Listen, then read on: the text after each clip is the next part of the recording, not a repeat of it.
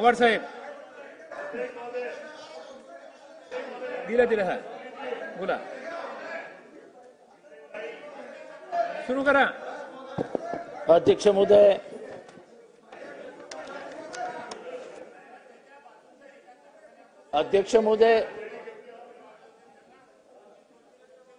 मी अंतिम आठवड्याच्या प्रस्तावाला आपल्या परवानगीने सुरुवात करतोय. अध्यक्ष महोदय, अरे थांबा, तुम्ही बोलू राहिले, बोलू द्या त्यांना. हे कायद्याचं राज्य असावं असं युगनयुग म्हटलं गेलं. कायदा आणि सुव्यवस्थेशिवाय राज्यव्यवस्था चालू शकत नाही असं म्हटलं जातं. जगामध्ये जी जी राज्य कोसळली, जी जी राष्ट्र कोसळली, ती राष्ट्र कायदा आणि सुव्यवस्था जिथे अडचणीत आली, ती राष्ट्र व्यवस्था कोसळली आणि कालांतराने ती राज्य लोकशाहीच्या बाहेर गेलं, असा या जगाचा अनुभव आहे.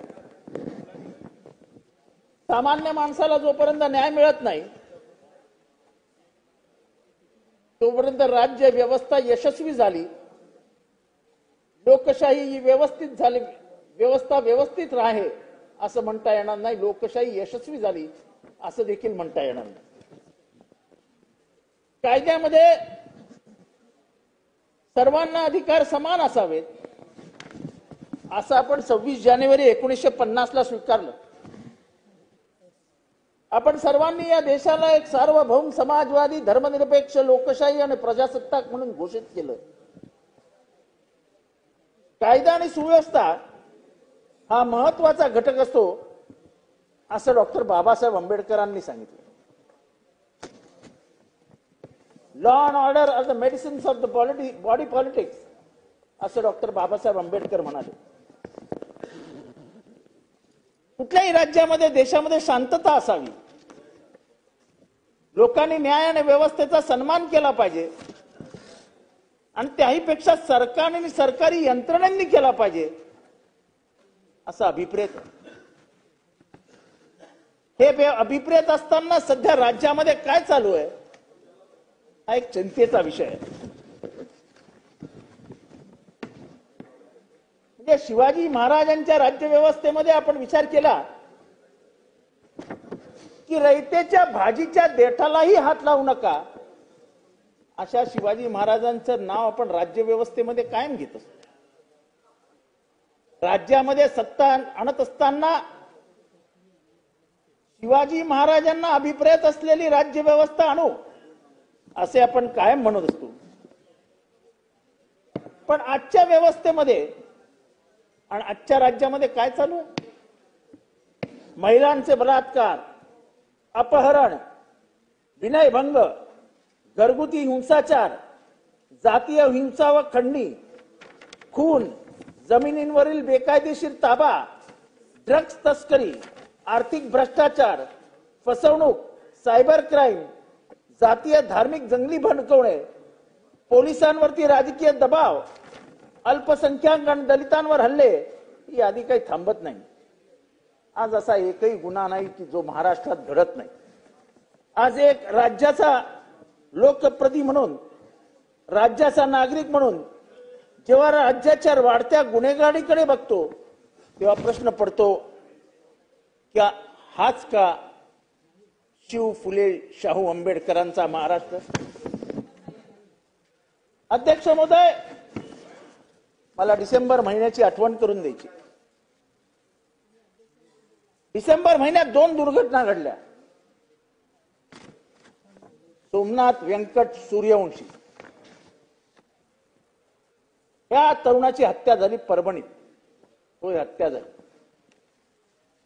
अध्यक्ष महोदय,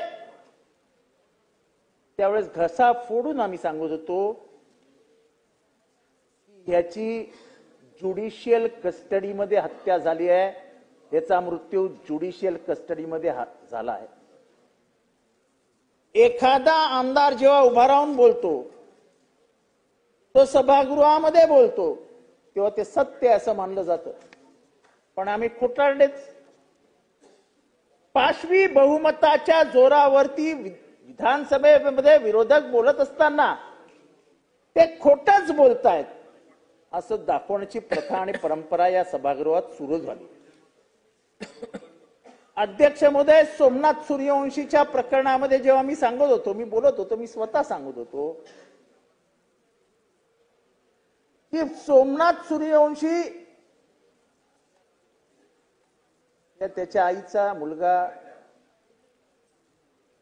त्यांच्या आईचं नाव विजयाबाई,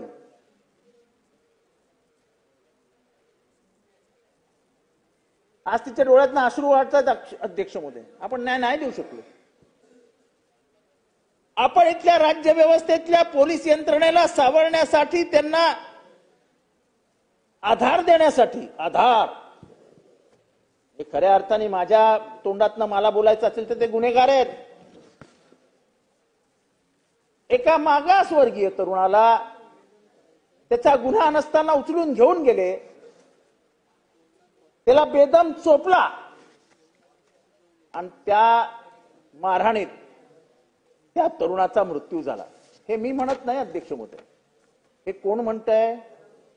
हा पोस्टमार्टम रिपोर्ट जो आला, त्या पोस्टमार्टम रिपोर्ट मध्ये आलं की त्याचा मृत्यू हा मारहाणीतनं झालेल्या धक्क्यामुळे आला. त्याला जो धक्का बसला मारहाणीतनं, त्याच्यामुळे सोमनाथ सूर्यवंशीचा मृत्यू झाला. पण याचा खुलासा या सभागृहात नाही झाला. त्याच्या आईला न्याय मिळेल असं या सभागृहात भाष्य झालं नाही. किंबहुना ही मारहाण लपवण्याचा प्रयत्न झाला आणि त्याचा मृत्यू हा श्वासोश्वासाच्या त्रासामुळे झाला असं विधान या सभागृहाच्या पटलावर आहे आणि ते रेकॉर्डवर आहे. आता चौकशी अंती न्यायदंडाधिकारी यांनी काय सांगितलं की हा मृत्यू हा मारहाणीमुळे झालाय. महाराष्ट्राला खोटी माहिती दिली म्हणून हे सरकार महाराष्ट्राच्या जनतेची आणि सोमनाथ सूर्यवंशीच्या आईची माफी मागणार आहे का? ज्या पोलिसांनी त्याला बेदम चोपला, ज्या पोलिसांनी मुळे त्याचा मृत्यू झाला, त्याच्यातला एकही पोलीस आज पोलिसांच्या नुसार कुठल्याही FIR मध्ये त्याची नोंद नाही, कोणालाही अटक नाही, कोणालाही अटक करू असं सरकार म्हणत नाही. मग आमच्या या गरीब दलितांमधल्या अल्पसंख्याक समाजातला आहे सोमनाथ सूर्यवंशी. मला एक जुन्या पिक्चरचा डायलॉग आठवतो, क्या गरीबों की जान जान नहीं होती सेठ. इथल्या दलितांना, इथल्या अल्पसंख्यांना फक्त मृत्यूला सामोरे जावं लागणार आहे. त्यांना मृत्यूची किंमत मोजावी लागणार आहे आणि तरीही जर न्याय मिळणार नसेल तर त्यांनी मागायचं कोणाकडे? अध्यक्ष महोदय, सोमनाथ सूर्यवंशी हे फार बोलकं उदाहरण आहे. या प्रस्तावाच्या माध्यमातून मी ही मागणी करतो की या सरकारने सत्य सामोरे आणावं, महाराष्ट्राला मृत्यूचं कारण सांगावं. आणि आम्ही जे मृत्यूचं कारण सांगतो ते सत्य आहे की पोलिसांच्या मारहाणीतच सोमनाथ सूर्यवंशीचा मृत्यू झाला आणि त्या पोलिसांना लपवण्यासाठी, त्यांचा गुन्हा दडपण्यासाठी एका दलित आईला, एका गरीब आईला तिच्या कुशीतनं तिचा पोरगा हिरावून घेतला आणि सरकार बेशरमपणाने त्या पोलिसांच्या मागे उभं राहून त्या पोलिसांना आपल्या मागे लपवत आहे. त्या पोलिसांना तुम्ही अटक कधी करणार? त्या पोलिसांना याचा जाब कधी विचारणार? हा प्रश्न आजच्या या चर्चेच्या माध्यमातून मी सरकारला विचारतोय. अध्यक्ष महोदय, अक्षय शिंदेचा एन्काउंटर कोणी नाही सभागृहात, हे आता आपल्याला बघावंच लागणार आहे. खाल्या बेंचेसकडे बघूनच बोलायचंय, कारण का विरोधी पक्षाला किंमत द्यायचीच नाही असा सरकार पक्षाचा निर्णय आहे. त्याचं काही वाईट वाटून घ्यायचं नाही, कारण का त्यांनी सांगितलं ना, आम्हाला लँडस्लाइड बहुमत मिळालंय. जेव्हा पाशवी बहुमत मिळतो तेव्हा पाशवी बलात्कार लोकशाहीत होत राहतात, हे लक्षात घ्या. आपण पाशवी बलात्काराचे बळी आहोत हे आता समजून घ्या. लोकशाहीवर बलात्कार म्हणजे लोकशाहीत विरोधी पक्षावर होत असतात तेच ते म्हणजे ते त्याच्यात काय भाषेमध्ये चौन शब्द इथे तिथे. पाशवी बहुमत हा लोकशाहीचा गळा घोटणारा असतं हे परवा आपण बघितलं ना. सभागृहात संख्या नसताना सभागृहात चालवण्याची ताकद सुद्धा आहे आता या सरकारमध्ये. करू नका प्लीज. अक्षय शिंदेचे एन्काउंटर अध्यक्ष महोदय त्यांनी केलेल्या गुन्ह्याबद्दल मला नाही बोलायचं. त्याचा गुन्हा अक्षम्य होता हे मी मान्य करतो. पण त्याचा गुन्हा अक्षम्य आहे म्हणून सरकारी यंत्रणा त्याला गोळ्या घालून ठार मारेल हे कुठल्या कायद्याला धरून आहे. अध्यक्ष महोदय रॉबिनहुड हे जर महाराष्ट्रात निर्माण झाले तर डॉक्टर बाबासाहेब आंबेडकरांचा फोटो इथे लागलाय तो काढून टाका. त्या सभागृहामध्ये डॉक्टर बाबासाहेब आंबेडकर उघड्या डोळ्यांनी बघतायत. एकीकडे कोर्ट सांगताय की तुम्ही हत्या केली मी नाही म्हणत आहे. उच्च न्यायालयाचे न्यायमूर्ती म्हणतायत की तुम्ही हत्या केलीत तुम्ही त्या पोराला गोळ्या घातल्यात. सरकारला लाजही वाटत नाही. गुन्हा दाखल करा असं वारंवार सरकारला खुणवतंय. विखे साहेब आपण उच्च न्यायालयाच्या अनेक न्यायाधीशांचे मित्र आहात. आपण लॉ मिनिस्टर होतात. आपण कायद्याचे चांगले अभ्यासक आहात.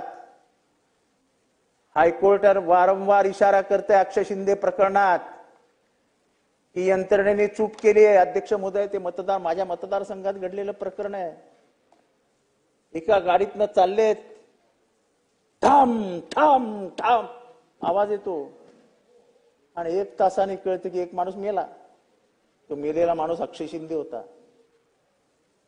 एवढ्या मोठ्या गाडीत म्हणे काय तर त्यांनी एका इन्स्पेक्टरच्या कमरेला लावलेला काय ते रिव्हॉल्व्हरला हात घालण्याचा प्रयत्न केला. अहो हातकड्या घातलेला ना त्याला. आता तुम्ही म्हणाल बेड्या नव्हत्या. जेव्हा तो त्या गाडीकडे चालत चालला होता पोलीस स्टेशन मधनं तेव्हा त्याच्यात हातकड्या होत्या. हातकड्या आतमध्ये गेल्यावर सोडवलंय की काय. आपण लॉ मिनिस्टर होतात. गेले अनेक वर्ष आपण मिनिस्टर आहात. मला सांगा गाडीमधनं एखाद्या गुन्हेगाराला नेताना सिनियर पीआयच्या रँकचा इन्स्पेक्टर आतमध्ये बसतो. संजय शिंदे नावाचा इन्स्पेक्टर त्याला जाणून बुजून आतमध्ये बसवला गेला आणि हे सगळं प्रकरण शिजवलं गेलं कारण का करणाऱ्याला रॉबिनहुड व्हायचं होतं. जर असे न्यायपालिकेच्या कक्षात असलेले गुन्हे आपण गोळ्या मारून सोडवायला लागलो. Law and order where is law and where is order सगळंच कोसळेल. आज जे इथे घडतंय अध्यक्ष महाराज हे न्यायपालिकेलाही शोभा देणारं नाही आणि राज्य सरकारला तर नाहीच नाही. I am time and again reminding की तुम्हाला उच्च न्यायालय खुणवतंय की तुमच्याकडनं गुन्हा घडलाय तुमच्याकडनं गुन्हा घडलाय तुमच्याकडनं गुन्हा घडलाय. तरी तुम्ही तुमच्या डोळ्याला तुमच्या कानाला आणि तुमच्या बुद्धीला झापडं लावली आणि तुम्ही ऐकायलाच तयार नाही. कारण का तुम्हाला माहिती आहे पोलिसांनी गुन्हा केलेला नाही. आम्ही तुला गुन्हा करायला लावला. आम्हाला समाजामध्ये इमेज क्रिएट करायची होती की आम्ही आउट ऑफ कोर्ट सेटलमेंट करतो आणि आउट ऑफ कोर्ट सेटलमेंटची सवय असलेले जे सत्ताधारी आहेत त्यांनी आउट ऑफ कोर्ट सेटलमेंट केलं आणि न्यायच हातात घेतला. या सरकारला विनंती करतो हात जोडून आज आपल्या संविधानाला 75 वर्ष पूर्ण होत असताना संविधान हातात घेऊ नका. हे काही दिवस बरं वाटतं. हे सगळं आपण सत्तेत असलो की बरं वाटतं एकदम मजा अशी खुशखुश खुशखुश वाटायला. आपण मंत्री आहात ना जयस्वाल आपण मंत्री आहात ना नाही, मंत्र्यांना काही मर्यादा असते एवढंच सांगते, बाकी काय मला बोलायचं नाही. म्हणजे निदान मंत्र्यांनी तरी आपल्या मर्यादा पाळाव्यात. अध्यक्ष महोदय, या सरकारला माझा प्रश्न आहे की न्यायपालिकेपेक्षा तुम्ही मोठे झाले का? महाराष्ट्रामध्ये न्यायपालिकेला मानणारच नाही का आपण? तर मला एकदा सांगून टाका की न्यायपालिका आणि महाराष्ट्र सरकार यांचा काही संबंध नाही. मग सोमनाथ सूर्यवंशी असो, अक्षय शिंदे असो, आम्ही ठोकणार, आम्ही गोळ्या घालणार, आम्ही कारागृहात नेऊन मारणार. ते मेले तरी आम्हाला विचारू नका. त्यांना मारण्याचा अधिकार सरकारला मिळालेला आहे, कारण का आम्हाला बहुमत मिळालेलं आहे. आम्हाला पाशवी बहुमत मिळालं आहे. आम्ही लोकशाहीवरती पाशवी बलात्कार करणार आहोत. ती सहन करण्याची ताकद तुम्ही ठेवा. विखे साहेब, तुम्ही काँग्रेसच्या विशाल समुद्रातनं त्या बाजूला गेल्यात. त्यामुळे मला वाटतं की तुमचं संविधानावरती, लोकशाहीवरती, लोकशाहीच्या विचार प्रणालीवरती, लिबरल मेंटॅलिटीवरती अतोनात प्रेम असेल. आज तुमचं हृदय परिवर्तन झालं ती गोष्ट वेगळी, पण तरी काही अंशी तुमच्या आजही हृदयामध्ये हे सगळं असेल. तुम्ही आज इथे बसल्यात, सरकारचे प्रतिनिधी लिहून घेतात, मला दिसतंय. काय लिहितायत ते मला माहित नाही, पण लिहिल्यासारखं दिसतं तरी मला वाटतं माझंच भाषण लिहून घेत आहे. मी जरा खुश झालो, विखेंसारखा ज्येष्ठ मंत्री माझं भाषण लिहून घेतोय, आनंद वाटला मला. नाही, पेन असं साईडला घेऊ नका, मला दिसलं. त्यामुळे विखे साहेब, विचारावं जरा, काय देणार हो सोमनाथ सूर्यवंशीच्या आईला उत्तर? काय देणार हो अक्षय शिंदेच्या आईला उत्तर? आणि त्या अक्षय शिंदेच्या आईवरती प्रेशर टाकता की हायकोर्टामध्ये जाऊन सांग की मला केस परत घ्यायची आहे. एकीकडे हायकोर्टामध्ये विखे साहेब केस चालू आहे, आणि दुसरीकडे लोक जाऊन त्या अक्षय शिंदेच्या आईला सांगतात की तू जा कोर्टामध्ये, आणि कोर्टामध्ये न्यायाधीशांना जाऊन सांग की मला ही केस चालवायची नाही. तुमच्या सरकारला हेही कळत नाही की कोर्टामध्ये गेलेली केस आता अक्षय शिंदेच्या आईच्या हातात राहिलेली नाही. तुमचे लॉ अँड ज्युडिशियरीची लोक जे सल्ला देतात ते मूर्ख बिर्ख झालेत की काय? की काय अक्षय शिंदेची केस आई केस लढवणार आहे कोर्टात जाऊन? हे सगळं झाल्यानंतर सुद्धा वरती बसलेल्या दोन जजेसनी क्लोज फॉर ऑर्डर करून टाकली आहे केस. मी काय भविष्य सांगणारा माणूस नाहीये, पण मी 100% खात्री देऊन सांगतो, तो काही कायद्याचं ज्ञान मला आहे, जे काही या केस बद्दल मी ऐकलंय, वाचलंय, ते मी तुम्हाला सांगतो की सरकारवरती रिस्ट्रिक्शन्स घेणार, तुम्हाला FIR दाखल करावा लागणार, आणि ज्यांनी म्हणून त्या अक्षय शिंदेला गोळ्या मारून ठार केलाय त्यांना FIR घालून तुम्हाला मागे टाकावं लागणार. तुमची रॉबिनहूड इमेज तुमच्यापर्यंत मर्यादित राहिली, पण त्या संजय शिंदे आणि 4 हवालदार ज्यांना तुम्ही गोळ्या मारायला लावल्यात त्यांचं घरदार उद्ध्वस्त करण्याचं काम या सरकारने केलंय. तुम्हाला सोमनाथ सूर्यवंशीची आई, अक्षय शिंदेची आई, तिच्या डोळ्यातलं वाहणारे अश्रू, त्याचा तळतळाट तुम्हाला सहन करावा लागणार. त्याच्यातनं तुम्ही वाचू शकत नाही. अध्यक्ष महोदय, अजून एक प्रकरण मी पुढे आणतोय. विक्रम गायकवाड 8 फेब्रुवारी 2025 रोजी या 28 वर्षीय विक्रम दादासाहेब गायकवाड या पोराची हत्या झाली. अध्यक्ष महोदय, या पोराचा दोष काय? MPSC परीक्षेची तयारी करत होता. पुण्यात अभ्यास करत असताना, परीक्षा देत असताना 4-5 वर्ष राहिला. पूजा चव्हाण नावाच्या एका पोरीशी तिचं प्रेम जुळलं, नाते संबंध जुळले. कॉलेजमधली पोरं, झालं प्रेम, दोघंही प्रेमात पडले. दोघांच्याही घरच्यांचा विरोध असताना आंतरजातीय विवाह केला, पळून जाऊन विवाह केला. लिबरल इंडिया, संविधानाने दिलेला अधिकार, त्यांचा संविधानावरती प्रचंड विश्वास, सळसळती तरुणाई, सळसळतं रक्त, केला प्रेमात येऊन लग्न.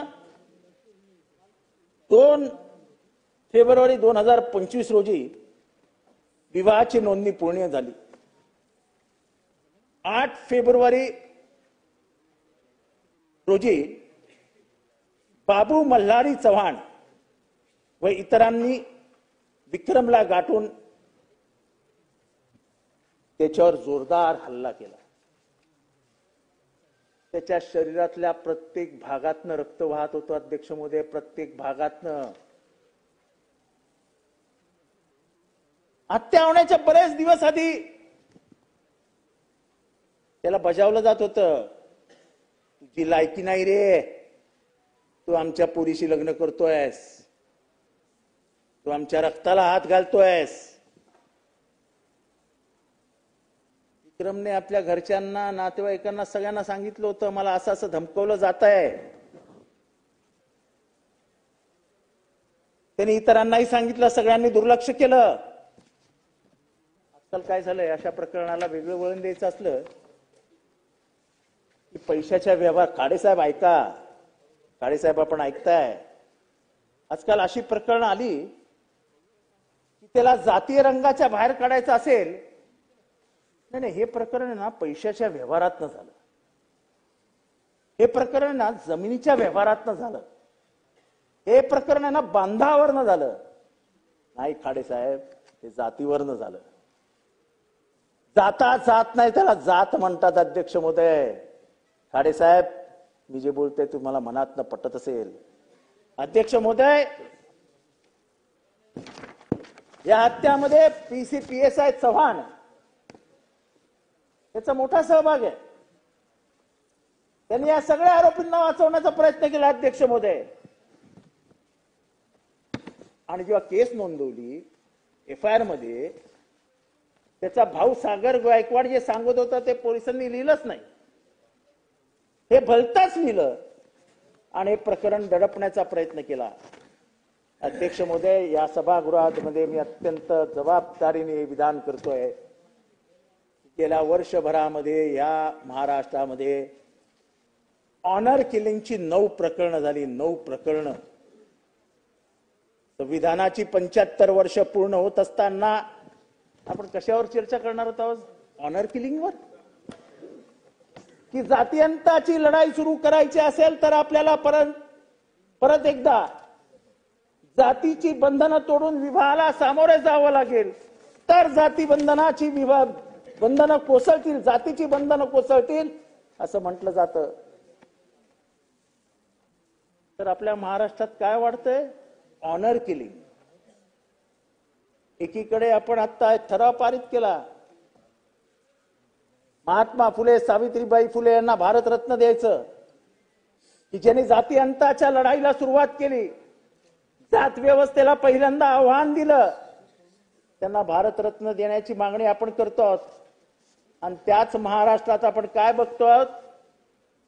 तर मागच्या काही महिन्यामध्ये 9 संख्या कमी नाही, ऑनर किलिंग झाले.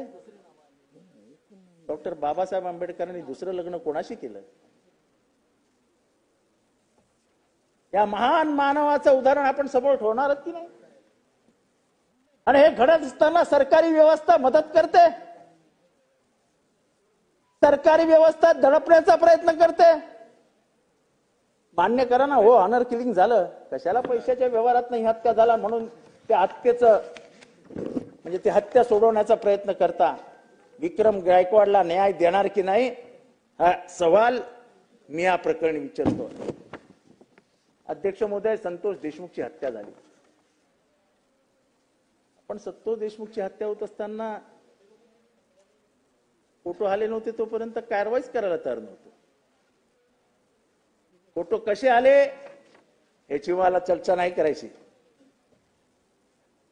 विखे साहेब, फक्त मला एवढंच सांगायचं, आपल्याला सगळं माहिती आहे की जोपर्यंत चार्जशीट हातात येत नाही तोपर्यंत पुरावे हातात येत नाही. त्यामुळे फोटो हा चार्जशीटचा भाग होता. हा फोटो चार्जशीटचा भाग असताना व चार्जशीट आलेले नसताना फोटो आले कुठनं? हा राजकीय खेळ केला कसा गेला याच्याबद्दल आम्हाला नाही बोलायचं, पण नाकापेक्षा नोती मळ जड झाला की हे सगळं करावं लागतं. हे फोटो आले नसते तर कदाचित राजीनामा आलाही नसता. हे फोटो आले म्हणून राजीनामा आला. पण अध्यक्षमध्ये काय काय मुजोरी हो, काय मुजोरी. पोलिसांच्या ताब्यात असलेल्या एका व्हिडिओमधनं मी ऐकलं, तुम्ही 100 जण सांभाळण्यापेक्षा एका कराडला सांभाळला असं कोण म्हणतं? ह्याचा जो मास्टर माइंड आहे, आम्ही नाही म्हणत मास्टर माइंड, असं पोलिसांनी सांगितलं. याचा जो मास्टर माइंड आहे सुदर्शन घुले, तो काय म्हणतो? तुम्ही 100 जण सांभाळण्यापेक्षा एका कराडला सांभाळा, तुम्हाला कोणताही त्रास होणार नाही. वा वा वा वा वा, काय महाराष्ट्र कायदा आणि सुव्यवस्था आहे. वाल्मिक कराड, तुम्ही त्याला सांभाळा, तुम्हाला काही त्रास होणार नाही. आणि ते खरंच होतं. कुठे त्रास होत होता? आका हा शब्द आता खूप फेमस व्हायला लागलाय. बावनकुळे साहेब, आता प्रत्येक जिल्ह्यातले आका शोधावे लागतात आणि प्रत्येक जिल्ह्यात आका आहेत. तुम्हाला माहिती आहे, त्याच्याबद्दल काही जास्त बोलत नाही. सगळेच तुम्ही हसायला लागले यार, तुम्ही सगळे हसायला लागले. कळत नाही काय तुमच्या मनात. अध्यक्ष महोदय,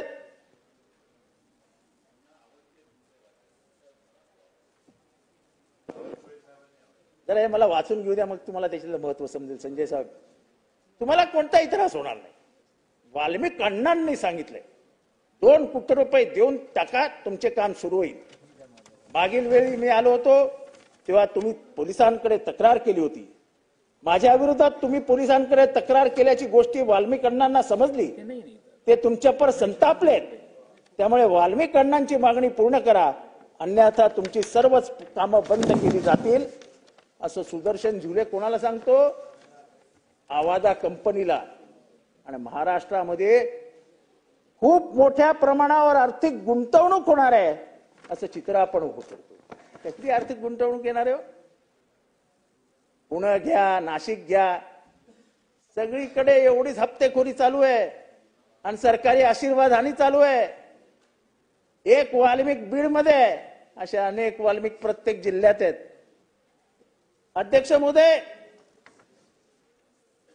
संतोष देशमुखीचं कौतुक वाटतं. खरं जातीअंताची लढाई तो लढत होता.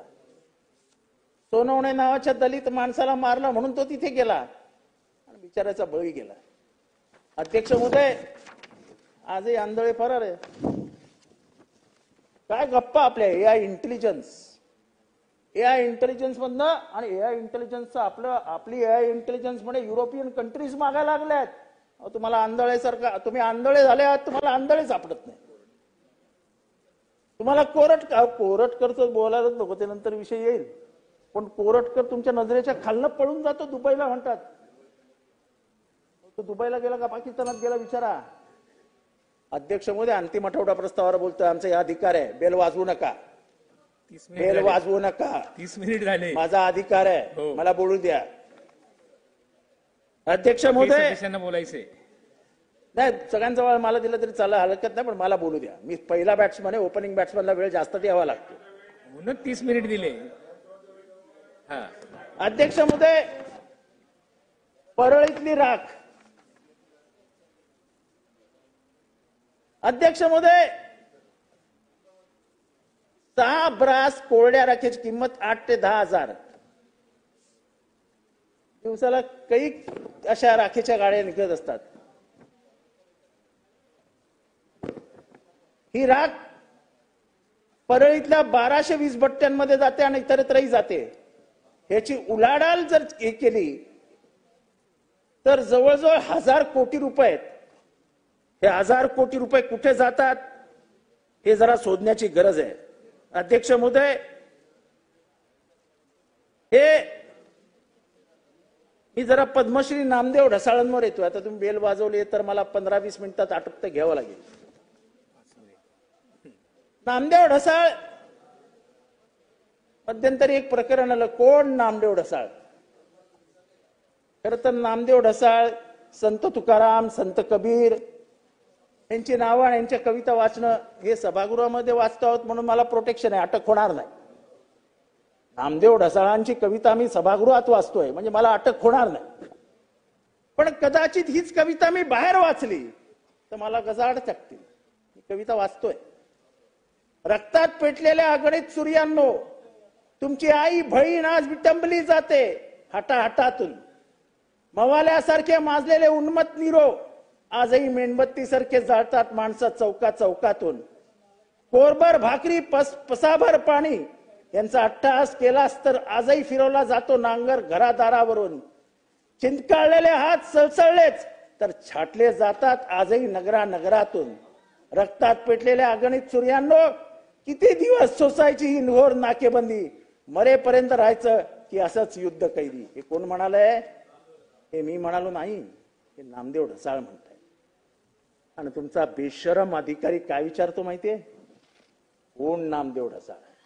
त्याला जाऊन सांगा, हा नाम्या, हा आमचा नाम्या. एका गरीब घरात जन्मलेला, उपाशी पोटी झोपलेला नामा हा प्रत्येक शब्दातनं व्यथा व्यक्त करत होता गरीब पोटाची. इथल्या जात व्यवस्थेची, इथल्या धर्म व्यवस्थेची, इथल्या जात वर्चस्ववादाची. आणि तुम्ही विचारते कोण नाम्या? अध्यक्ष महोदय, हे कसं वाढायला लागलं? अध्यक्ष महोदय, आज चौका चौकामध्ये आपण काय बघतो आहोत? अध्यक्ष महोदय, गाडलेल्या औरंगजेबाला आपण वरती काढायला निघालो आहोत. 350 वर्षापूर्वी शूर मराठ्यांनी काढलेला महा औरंगजेब अर्जुनजी, ती कबर आहे ना, कबर. हे तुमच्यासारख्या माझ्यासारख्या, मी पण स्वतःला मराठा म्हणवतो, मी मागासवर्गीय आहे, पण मराठा ही महाराष्ट्राची ओळख आहे, मराठा जात नाहीये. जनगण मनेमध्ये जेव्हा मराठा म्हणतात तेव्हा ती महाराष्ट्राची ओळख असते, ती जात नसते. ती आमच्या शौर्याची निशाणी आहे. महाराज, तुम्ही समज बसलेले आहात, तुम्ही गादीचे वारसदार आहात, सांगा आम्हाला,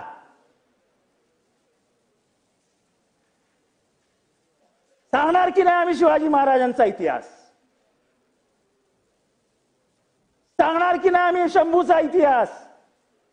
सांगणार की नाही आम्ही तारा राणीचा इतिहास? आणि हे पण सांगणार की नाही जगाला की लाखाचं सैन्य घेऊन आलेला औरंगजेबाला जिवंत त्याच्या घरी जाता आलं नाही, त्याला महाराष्ट्र जिंकता आला नाही. शिवबा, शंभू आणि ताराराई यांच्यामुळे त्याला त्याच्या गावी नाही, त्याला माझ्या मराठी मातीत, त्याला माझ्या मराठी मातीत त्याचा थडग आम्ही उभारलं 350 वर्षापूर्वी. ती आमच्या शौर्याची निशाणी. आज जे म्हणतात ना की आम्ही ती कबर खोदणार आहोत, ते कबर औरंगजेबाची खोदणार नाहीत. ती कबर संभाजी, शिवाजी आणि ताराराणीच्या इतिहासाची खोदतायत तुम्ही. ती कबर खोदून शिवाजी महाराजांचा इतिहास पुसण्याचा प्रयत्न करतात. आणि हा अनेक वर्षांची परंपरा या महाराष्ट्रात आहे. या महाराष्ट्रानेच केशव भास्कर केशव त्या कुलकर्ण्याला बघितला, याच महाराष्ट्राने बघितला. याच महाराष्ट्राने नारो कुलकर्णीला बघितला. अखेरीस दिल्लीच्या दरबारात गेलेले शिवाजी महाराज कोणामुळे गेले हो? कोणामुळे गेले? कोण होता तो? मुसलमान होता. मिर्झा राजे जयसिंग या राजपूत सरदारांनी पुरंदरचा तह केला आणि औरंगजेबाला घेऊन गेला. औरंगजेबाच्या दरबारात महाराजांना घेऊन. त्या महाराजांचा इतिहास पुसण्याचा प्रयत्न करू नका, त्याला जातीय रंग देऊ नका. त्याच महाराजांनी केळशीमध्ये 722 एकर जमीन एका मुस्लिम संताला दिली. हा इतिहास पुसणारा तुम्ही. त्याच महाराजांबरोबर औरंगजेबाच्या दरबारात मदारी मेहतर नावाचा मुसलमान गेला होता. हा इतिहास पुसणारा तुम्ही. तुम्हाला काही पुसायचं नाहीये, तुम्हाला महाराजांना छोटं करायचंय, तुम्हाला महाराजांची उंची छोटी करायची आहे, पण महाराष्ट्र हे तुम्हाला करू देणार नाही. आणि म्हणून नको ते करू नका. ज्या राजापूरमधनं नाथपै आले, ज्या राजापूरमधनं मधुदंडवते आले, ज्या राजापूरने कधी आयुष्यात हिंदू मुसलमान वाद बघितला नाही, भास्कर शेठ, त्याच राजापूरमध्ये 4 जण जाऊन दर्गा जाळतात. मला अभिमानाने सांगा असं वाटतंय बावनकुळेजी, ऐका, दर्गा जळत होता, मुसलमान घाबरलेले होते, कोणी जवळ जायला तयार नव्हतं. अखेरीस सगळे गावातले हिंदू बाहेर आले, गेले त्या दर्ग्याजवळ आणि आग विझवली. ही हिंदूंची ओळख आहे. वासुदैव कुटुंबकम असे म्हणणारे हिंदू आहोत आम्ही. ही परंपरा पाळणारे हिंदू आहोत आम्ही. बंद करावं, महाराष्ट्र जाळू नका हो, महाराष्ट्र लावून राख करून टाका. तुमच्यातला एक मंत्री, कॅबिनेट म्हणजे कलेक्टिव्ह रिस्पॉन्सिबिलिटी असते ना, ही फक्त इतक्यापुरतीच मस्त मर्यादेच असते तुमची रिस्पॉन्सिबिलिटी. मला साहेब तुमच्याकडनं जाणून घ्यायचं, एका कॅबिनेट मिनिस्टरची मर्यादा फक्त कॅबिनेट पुरती मर्यादित असते की बाहेर गेले तर तीच जबाबदारी असते? शपथ कशाला घेता? महाराष्ट्राची शपथ घेता ना. एक मंत्री उठतात, बाहेर जातात, आग लावण्याचा प्रयत्न करतात आणि मुख्यमंत्री महोदय काहीच बोलत नाही, कॅबिनेट काहीच बोलत नाही. कधी औरंगजेबावर आग लागते तर कधी हलाल का, काय हलाल का, नाही नाही नाही नाही, का हलाल का झटका.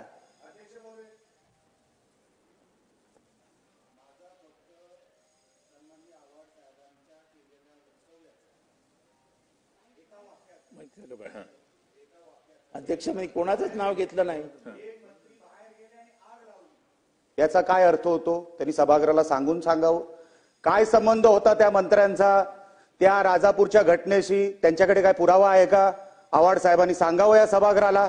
राजापूरमध्ये नेमकं काय घडलं? आव्हाड साहेब, तुम्ही राजापुराचे नाहीत, तुम्हाला माहिती नाही. सिच्युएशन पहिल्या तासापासून कंट्रोलमध्ये होती, आउट ऑफ कंट्रोल नव्हती. तुम्ही एका मंत्र्यांवर आरोप करताय, तुमच्याकडे कसला पुरावा आहे का? सभागृहाला आव्हाड साहेबांनी सांगावं. अध्यक्ष महोदय, सभागृहाचे नियम मला पण माहिती आहेत, त्याच्यावर मला काही बोलायचं नाही. अध्यक्ष महोदय, मी हलाल आणि झटका या प्रकरणावर बोलत होतो. मला फक्त सरकारला विचारायचं आहे आणि सरकारकडनं मला माहिती हवी आहे. ही माहिती ऑन रेकॉर्ड मला हवी आहे की महाराष्ट्र आणि मुंबईमध्ये झटका मटणाची दुकानं किती आहेत. आपण काय खातो हे जर आपल्याला माहित नसेल ते दुर्दैव आहे. महाराष्ट्राची खाद्य संस्कृती आहे आणि त्यामुळे महाराष्ट्रामध्ये झटका मटणाची दुकानं किती आहेत ह्याच्यावरनं सिद्ध होईल की महाराष्ट्राची जनता कुठलं मटण खाते. आम्ही वर्षानुवर्ष मटण खातो आणि आम्हाला सांगायला लाजही वाटत नाही. आणि मी तर काय मी सांगेन की मी 365 दिवस मटण चिकन खाणारा माणूस आहे. मला काय लाज वाटत नाही, का माझ्या जीन्स मध्ये येते, माझ्या रक्तात आहे. शेवटचे 5-10 मिनिटं अध्यक्ष महोदय, शेवटचे 5-10 मिनिटं, शेवटचे 5 मिनिटं, शेवटचे आता वाजले तिथे 2:05, 2:15ला भाषण संपवणार. अध्यक्ष महोदय, जनसुरक्षा कायदा नावाचा कायदा येतो. 10 मिनिटं. अध्यक्ष महोदय, जनसुरक्षा नावाचा कायदा येतोय. अध्यक्ष महोदय, या जनसुरक्षा कायदा, अध्यक्ष महोदय, तुम्ही कांद्याचं आंदोलन करणारी माणसं आहात ना. हा कायदा तुमच्यासाठी आणलाय. या कायद्यामध्ये काय म्हटलंय माहितीये की तुमच्यावर जर उद्या आरोप झाला तर हा आरोप खरा आहे असं समजायचं आणि सिद्ध करायचं की तुम्ही गुन्हेगार नाही. अध्यक्ष महोदय, संपूर्ण संविधानाची विटंबना या कायद्याच्या माध्यमातून केली जाते. हा टाळापेक्षा भयंकर आहे. अध्यक्ष महोदय, जनसुरक्षा कायदा जो महाराष्ट्राचा आणला जातोय, हा महाराष्ट्रातली तमाम विद्रोही चळवळ बंद केली जाईल अशा व्यवस्था करण्यात आलेली आहे. हा जनसुरक्षा कायदा आणला, त्याची एक जाहिरात देण्यात आली. अध्यक्ष महोदय, जाहिरात देत असताना त्याची जाहिरात पहिल्या पानावर द्यायची, एका कोपऱ्यात या कायद्याची जाहिरात देण्यात आली. अध्यक्ष महोदय, हा कायदा सिरियसली घ्या. आपण त्याच्यात आहात. बावनकुळे साहेब, हा कायदा महाराष्ट्राला संपवणारा कायदा आहे. या कायद्याने महाराष्ट्रात अनेक बळी जातील. आपण आणले, टाडा आणला, मिसा आणला, अनेक असे कायदे आणले. अखेरीस काय झालं, तर हे कायदे आपल्याला अतिरेक झाला म्हणून परत घ्यावे लागले. आणि म्हणून हा जनसुरक्षा कायदा हा महाराष्ट्राला गळफास लावणारा कायदा आहे. आज बरं वाटेल तुम्ही समोर आहात, पण कधीतरी तुम्ही इथे याल आणि जेव्हा या कायद्याचा वापर सुरू होईल तेव्हा तुम्हीही म्हणाल की आम्ही चुकीचं केलं. अध्यक्ष महोदय, 3-4 मुद्दे आहेत शेवटचे. 2 अध्यक्ष महोदय, मी अतिशय महत्वाच्या मुद्द्याला हात घालतोय. अध्यक्ष महोदय, महाराष्ट्रामध्ये गेल्या 50 वर्षामध्ये 443 नर्सिंग कॉलेज होते. किती? 443 नर्सिंग कॉलेज. या 443 नर्सिंग कॉलेजमध्ये आज अचानक 405 नर्सिंग कॉलेज आणले गेले. 405. अध्यक्ष महोदय,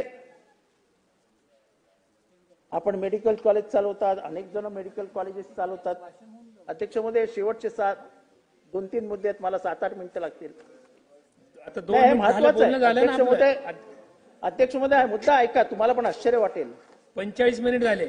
अध्यक्ष महोदय, 400 मेडिकल कॉलेजेस, त्याला कुठलीही परवानगी नाही, कुठलाही होकार नाही, नाकार नाही.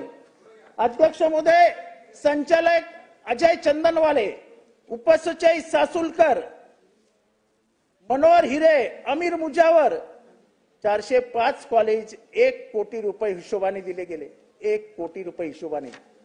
4,000 कोटी रुपयाचा भ्रष्टाचार आहे. 4,000 कोटी रुपयाचा.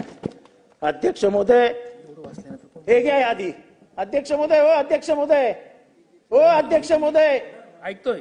हा घे, ही घ्या यादी. 405 कॉलेजची यादी आहे. 405 कॉलेज आपण दिले.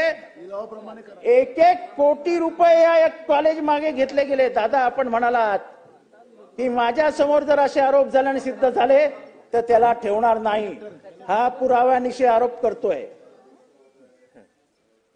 405 कॉलेज आणि 4,000 कोटी सांगितलं. 1-1 कोटीने 405 कॉलेजचे 405 कोटी होतात. एकदम 4,000 कोटी. अरे 405 आणि 4,000. आणि म्हणजे मी असल्या गोष्टीचं समर्थन करत नाही. आम्ही एकत्र काम केलेलं आहे, परंतु त्याच्या संदर्भात हे आता सरकार आल्यानंतर झालंय का आधीच्या काळातलंय? नाही, हे नवीन 100 दिवसातलं. अहो, आत्ताच्या काळात मग ते आत्ताही तेच आहेत आणि मागेही तेच आहेत. त्यांचा वाढदिवस आहे आज नका नाव घेऊ. ते काहीतरी ह्याला गेलेत वाटतं, अयोध्येला का कुठे गेले. हो, 100% मी तपासतो. अजय चंदनवाले भाव 5 लाख रुपये, सासुलकर भाव 5 लाख रुपये, मनोहर हिरे 40 ते 50 लाख रुपये. मी पाठवतो आपल्याकडे, यादी सकट पाठवतो.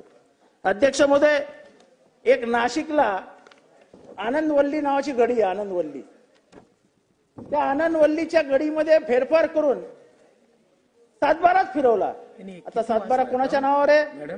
आता आनंदवल्ली नावाची जी गडी आहे ती आनंदीबाई पेशव्यांची गडी आहे. आनंदीबाई पेशवे सातबारा फिरवला आणि सरकारी यंत्रणेचा वापर करून का सरकारी मंत्र्याच्या नावावरच आता ती गडी आहे.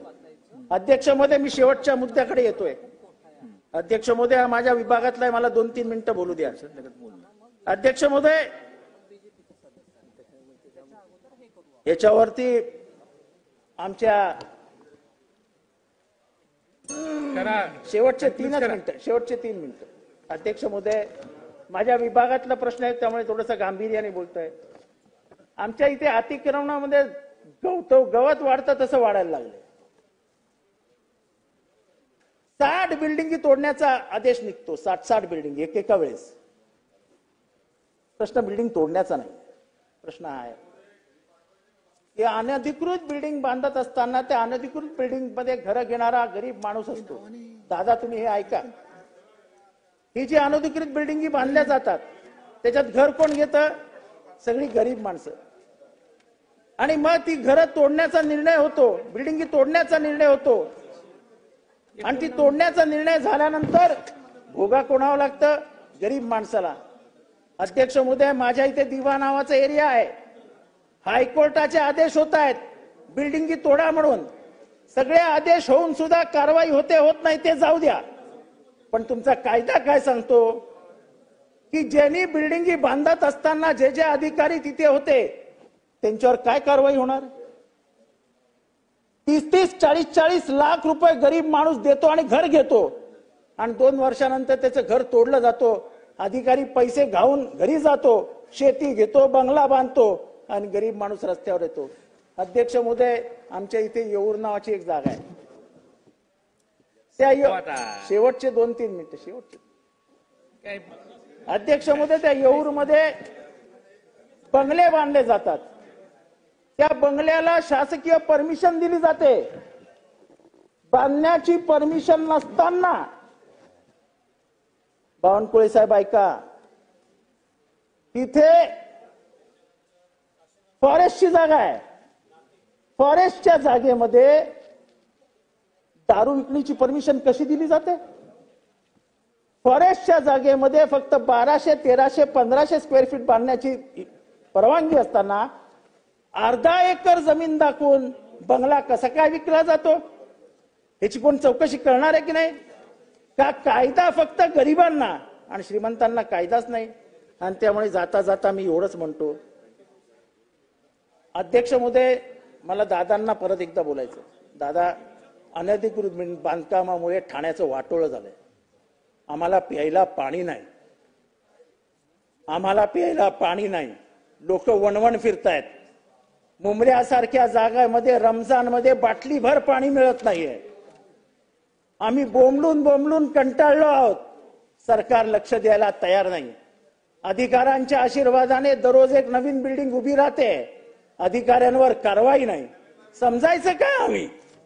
हे पैसे सरकारी दरबारी येत आहेत? हे पैसे आयुक्ताकडे जात आहेत का खालचे अधिकारी खात आहेत? पण न्याय कोण देणार?